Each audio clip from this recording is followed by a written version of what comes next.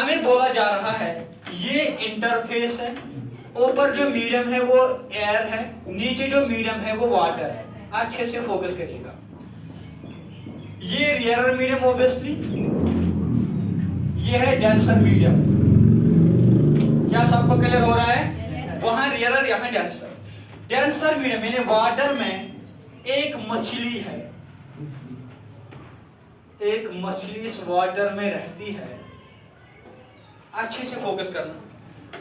यहां पे एक मछली रहती है वाटर में।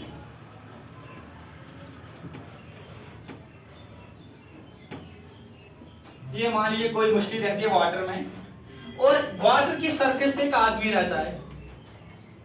ऐसे मान लीजिए, जब ये आदमी मछली की तरफ देखता है, ये बोलता है मुझे लग रही है ये मछली at a depth of 10 centimetre.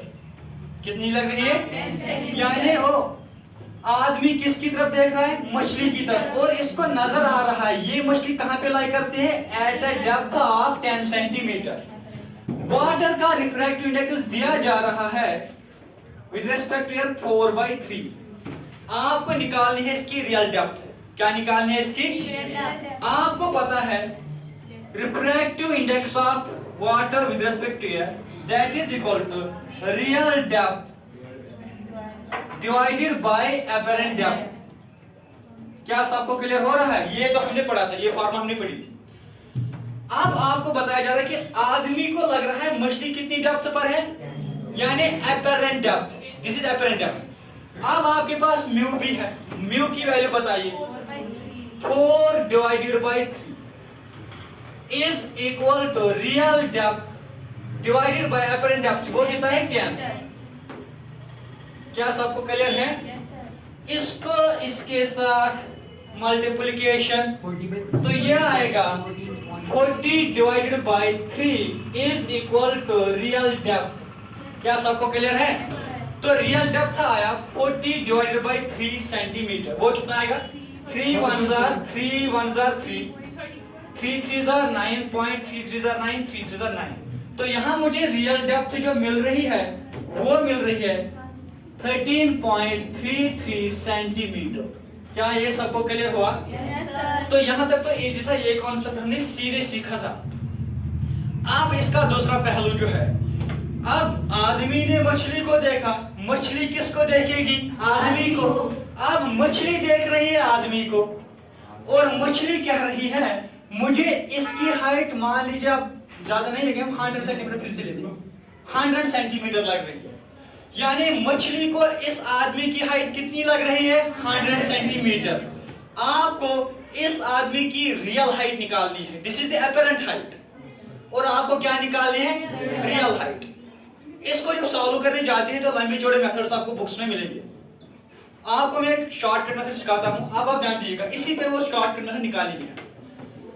ये है refractive index of water with respect to air, है ना? अब यहाँ पे जो ऑब्जेक्ट लाई कर रहा था वो कहाँ का लाई कर रहा था? वाटर में, और उसी का हम यहाँ पे रिफ्रैक्टिव इंडेक्स दे रहे थे, फॉर्मूला ऐसे दे रहे थे। अब हम निकालेंगे refractive index of that medium in which object lies. अब ऑब्जेक्ट कौन है? ये वाला आदमी ऑब्जेक्ट है दूसरे केस में। इसका रिफ्रैक्टिव इंडेक्स ये बराबर आएगा real height divided by apparent height. Real height इस ऑब्जेक्ट की, real height of object divided by apparent height. क्या सबको क्लियर हो रहा है? अब आप ध्यान दीजिएगा, एयर का रिफ्रैक्टिव इंडेक्स क्या है? एयर का refractive index with respect to water. यहां पे आपको क्या था? वाटर का विद रिस्पेक्ट टू एयर। अब है एयर का ही विद रिस्पेक्ट टू वाटर। क्या सबको क्लियर हुआ? अगर ये था 4/3, ये क्या आएगा? 12, तो ये आएगा 3/4। क्या ये सबको क्लियर हुआ? इज इक्वल टू, इसको एपियर हो रहा है 100 सेंटीमीटर, मतलब ये अपरेंट हाइट। तो हम यहां लिखेंगे real height divided by apparent height कितनी है? 100। क्या ये सबको क्लियर हुआ? तो इसको 1 जार 4 2 जार 8, कैरी कितने आ गए 2, ये 20 बना, 4 5 जार 20। क्या ये सबको क्लियर है? अब 25 की मल्टीप्लिकेशन इसके साथ, तो ये आएगा real height is equal to 75 centimetre. यानी इसको, इस आदमी की हाइट कितनी लगी थी 100, लेकिन एक्चुअल में कितनी थी 75। क्या ये सबको क्लियर हो? ये आपको किसी बुक से नहीं मिलेगा, अपनी क्रिएशन है भाई की। आप चलते हैं आगे। जो आपको बुक से मिलेगा वो क्या मेथड है? पहले तो लंबा चौड़ा दिया जाएगा, लेकिन फाइनल रिजल्ट क्या मिलेगा? फाइनल आपको कुछ ऐसे मिलेगा, ध्यान दीजिएगा।